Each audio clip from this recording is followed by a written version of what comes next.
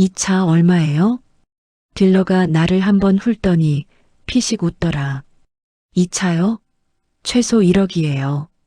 어르신은 구경만 하시죠? 어처구니 없어 하며 딜러가 비웃었다. 나는 아무 말 안 하고 장바구니를 열었다. 누렇고 두툼한 뭉탱이가 여럿 책상 위에 현금 다발을 몇 뭉치 꺼냈다. 갑자기 딜러의 표정이 굳었다. 헉! 이 차를 현금 결제하시려는 거예요? 그 순간 딜러는 황급히 사무실로 뛰어들어가더니 보이질 않았다. 그리고 잠시 후 경찰이 들이닥쳤다. 정순 씨 신고 접수됐습니다. 무슨 돈이죠? 불법 자금 아니에요? 그날 나는 도둑년 취급을 당했다. 하지만 진짜 도둑은 따로 있었다. 그리고 그 도둑은 바로 내가 40년을 가족이라 믿었던 사람이었다. 나는 평생 반찬 가게를 했다. 새벽 4시면 시장에 나가서 나물 다듬고 저녁엔 매운 장아찌를 팔았지. 내 손가락 마디는 굽어 있었고 손톱 밑엔 고춧가루가 늘 박혀 있었어. 남편이 일찍 세상을 떠난 뒤 아들 하나만 보고 살았지. 명수야, 공부 열심히 해서 꼭 좋은 자리 가야 한다. 그 말만 수천 번 했어. 그렇게 피땀 흘려 번 돈 한 푼도 허투루 안 썼지. 아들 결혼할 때 집도 내가 해줬어. 그런데 며느리가 들어온 날부터 집안 공기가 바뀌었어. 어머니, 냄새 너무 심한 거 아니에요? 반찬 냄새, 젓갈 냄새, 머리 아파 미치겠어요. 그 말 한마디에 나는 얼른 냉장고 문을 닫았다. 며느리 수지는 세련됐지. 명품백 들고 네일아트에 미용실을 매일 다녔어. 그런데 그 생활이 도무지 아들 월급으론 안 될 텐데 이상했지. 어느 날 우연히 봤어. 택배 상자 안에서 통장 하나가 떨어졌는데 이름은 내 아들 명수로 되어 있더라. 그 안엔 내가 20년 모아둔 적금 통장들이 몽땅 들어 있었어. 내 돈이 며느리 손에 다 넘어가 있었던 거야.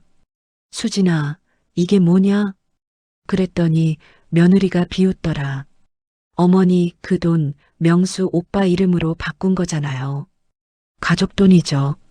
그날 내 손이 부들부들 떨렸지. 그 돈은 내 남편 보험금, 내 장사 미천, 내 인생 전부였거든. 며느리랑 그 일 이후 나는 그 집에 발도 안 들였어.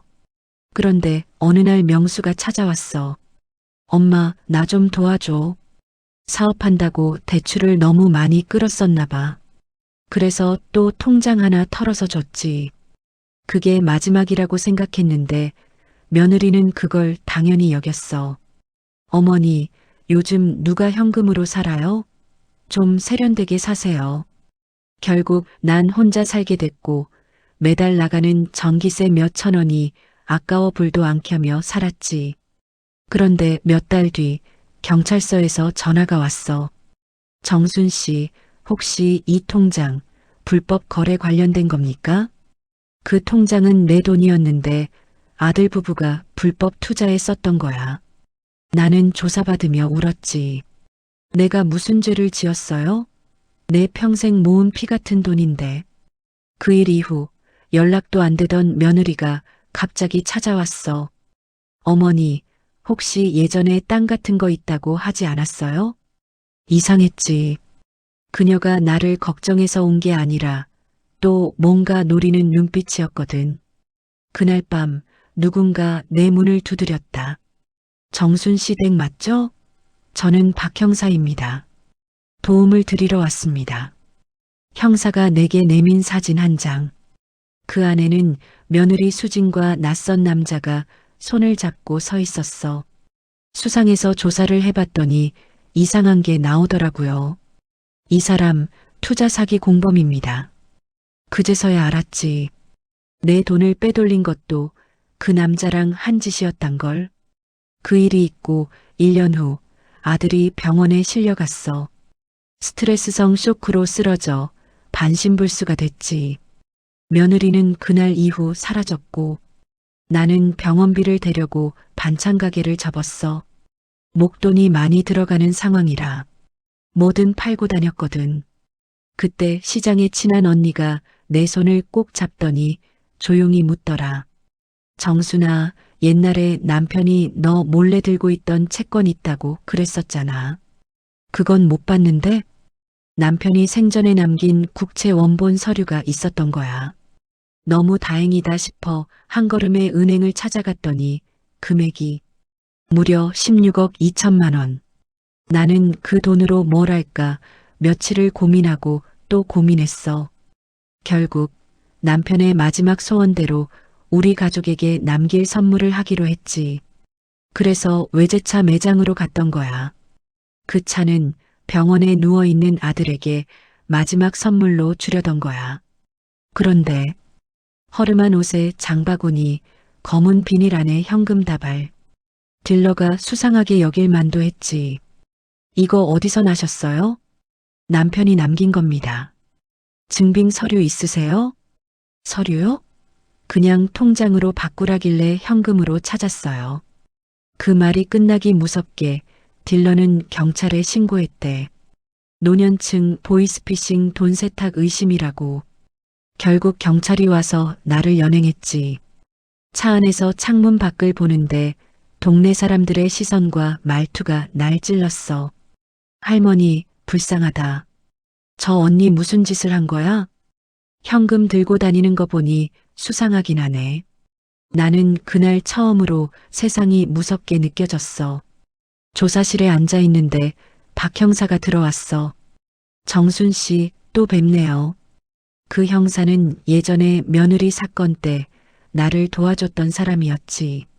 내가 내민 서류를 보더니 박 형사는 깜짝 놀라며 묻더라. 이게 뭐라고 생각하십니까? 국가보훈 채권이래요. 남편이 40년 전에 남긴 거예요. 형사는 급히 본청에 확인하겠다며 자리에서 벌떡 일어나 나가버렸지. 잠시 후에 돌아온 박 형사가 미소를 지으며 말했어. 정순 씨, 이건 국가에 등록된 전쟁참 전 유공자 특별 채권입니다. 현금화 승인된 거예요. 진짜 맞습니다. 결국 경찰은 딜러에게 사과를 요구했지. 딜러는 내 앞에서 무릎 꿇었어. 죄송합니다.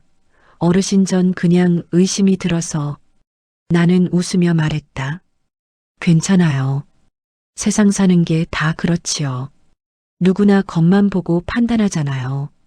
하지만 돌아서는 내 눈엔 눈물이 맺혔어. 나를 믿어준 사람은 단 한 명도 없었으니까. 며칠 뒤 뉴스에 속보가 떠. 투자 사기 일당 검거, 도주 중이던 여성 긴급 체포. 그 여자가 바로 내 며느리 수진이었어. 그녀는 내 이름으로 만든 통장까지 이용해서 사기치다 잡혔더라. 아들은 휠체어에 앉아 울고만 있었지. 엄마 내가 죄인이야. 미안해. 나는 아들의 손을 꼭 잡았다. 괜찮아. 다시 시작하면 돼. 재활치료도 잘하고 운동도 열심히 하고. 그리고 나는 아들 대신 내 이름으로 새 차를 등록했어. 아들을 옆자리에 태우고 시동을 켜고 보니 남편이 내 옆에 앉아 웃는 것 같았어. 며느리가 감옥에서 편지를 보냈더라. 어머니, 제발 용서해 주세요.